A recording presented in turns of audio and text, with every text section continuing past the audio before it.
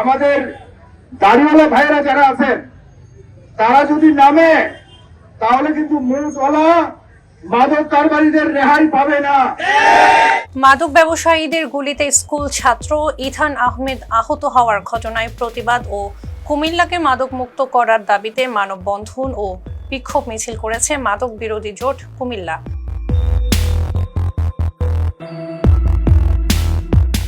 শনিবার বিকেলে নগরীর তেলিকোনা চৌমুহনী এলাকায় আয়োজিত এই কর্মসূচিতে দল মত নির্বিশেষে স্থানীয় শতাধিক মানুষ অংশ নেন। জীবন অবাক না করলে কে করবে? 28% মিল্ক ফ্যাটের অবাক করার সাথে ফ্রেশ মিল্ক পাউডার। জীবন অবাক করুক প্রতিদিন। মানববন্ধন শেষে একটি বিক্ষোভ মিছিল বের হয়ে নগরীর বিভিন্ন সড়ক প্রদক্ষিণ করে চকবাজার এলাকায় গিয়ে শেষ হয়।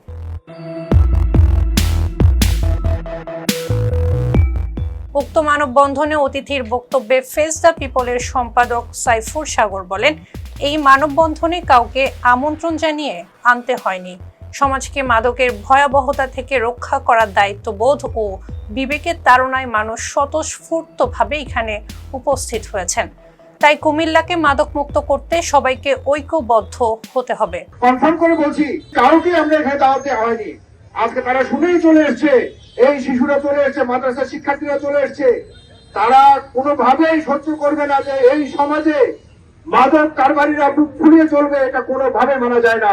প্রিয় ভাইরা, এখানে যারা চতুর্দিকে দাঁড়িয়ে আছেন, আমি আসার আগে বলেছিলাম রায়হান, ইয়াসির, 50 জন হলো এই বিপ্লব, মাদক কারবারিদের বিরুদ্ধে এই বিপ্লব কুমিল্লা থেকেই শুরু হবে, সারা বাংলাদেশে ছড়িয়ে যাবে ইনশাল্লাহ। ইনশাল্লাহ আমরা এই রাজপথ ছাড়বো না যতদিন পর্যন্ত মাদক মুক্ত রাজপথ না হবে। তিনি আরো বলেন, দাড়িওয়ালারা খেপলে মোছওয়ালা মাদক কারবারিদের অস্তিত্ব থাকবে না।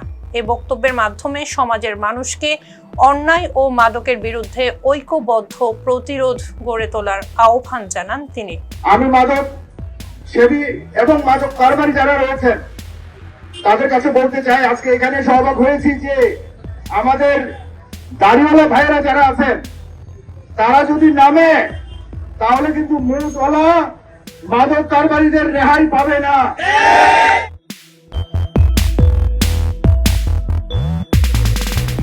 বক্তারা বলেন, কুমিল্লায় মাদক কারবার দিন দিন ভয়াবহ আকার ধারণ করছে। মাদকের কারণে নিরীহ মানুষ, এমনকি শিক্ষার্থীরাও সহিংসতার শিকার হচ্ছে। ইথান আহমেদের উপর হামলার ঘটনায় জড়িতদের দ্রুত গ্রেপ্তার করে দৃষ্টান্তমূলক শাস্তির পাশাপাশি নগরী জুড়ে মাদক ব্যবসার বিরুদ্ধে কঠোর অভিযান পরিচালনার দাবি জানান তারা।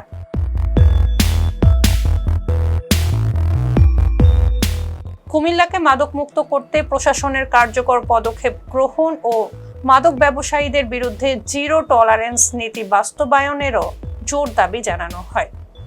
ছিলাম ইরিন আহমেদ। ফেস দ্য পিপলের সঙ্গে থাকার জন্য ধন্যবাদ।